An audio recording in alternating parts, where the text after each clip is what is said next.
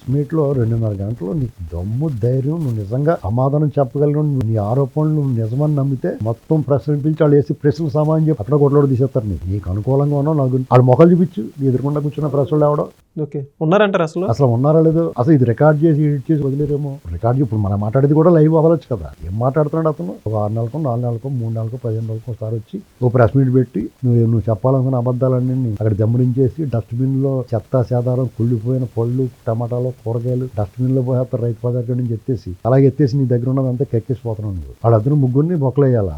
ఎందుకు వేయాలా? వాళ్ళు గెలిచినా గానీ నువ్వే ముఖ్యమంత్రి అని అనలేదనా? నీకేమో దమ్ము ధైర్యం లేదు, తడిపేసుకుంటున్నావు ఎకరాలు అసెంబ్లీకి వచ్చి మాట్లాడటానికి. నువ్వు మళ్ళీ ఇవన్నీ మాట్లాడతావు. నువ్వు డెఫినెట్ గా నీ ఇంటెన్షన్ అందరికీ తెలుసు, నువ్వు కొట్టించుకోవాలని చూస్తున్నావు. అప్పుడు ఆ కొట్టారు బాబు అని రుద్దుకుంటా, నన్ను కొట్టేశారు బాబు అని అరుచుకుంటా రోడ్డు మీద పరిగెడతానికి. మొన్న నేను ఏదో అన్నాను చూడు, ఆ మధ్య మాట్లాడేశారు. సింపతి చూపించుకున్నారు.